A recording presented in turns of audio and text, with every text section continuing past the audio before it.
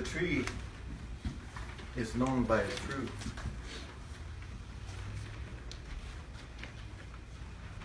All of us are known by the fruit that we bear.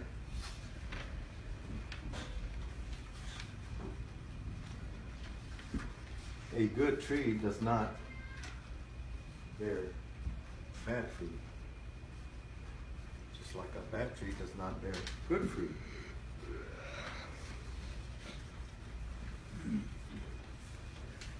As we approach the Lenten season, we have to reflect on our lives. Are we bearing good fruit? Are we bearing any fruit? And how are we going to prepare ourselves for our Lenten journey so that we can give better fruit than we have up to date?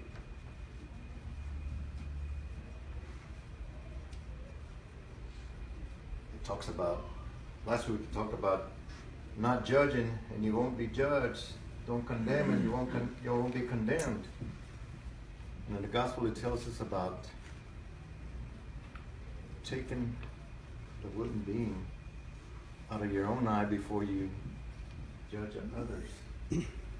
Look at yourself and see where you're at in life and what kind of fruit is your tree bearing before you go and say to your friend or your neighbor, hey, you're not bearing good fruit.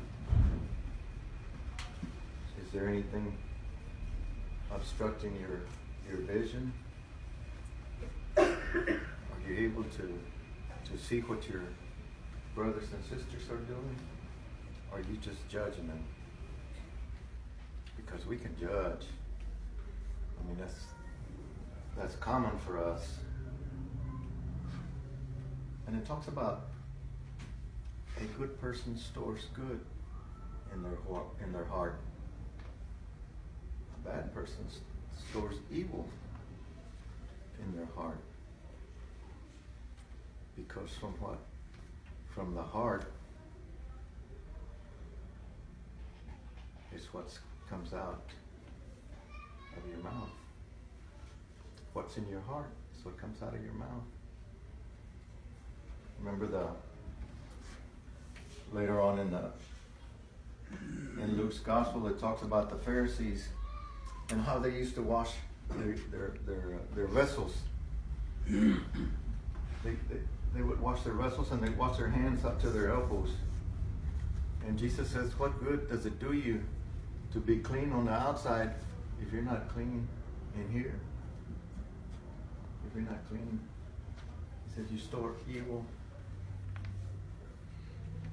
and envy in your heart, and yet you clean your vessels and you wash your hands up to your elbows, because that was the law of the Pharisees. They would have to wash all their vessels before they ever ate. Every time they eat, they would wash their vessels.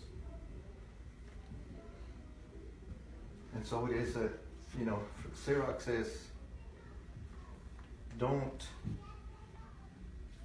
praise somebody until you hear them speak, because you can tell what a person is like just by what he's going to say.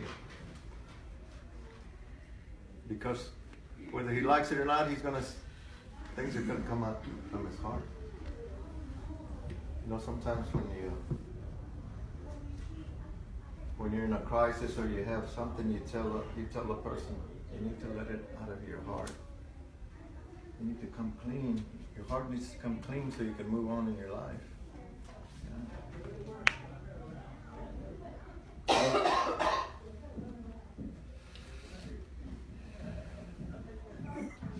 So how can we cultivate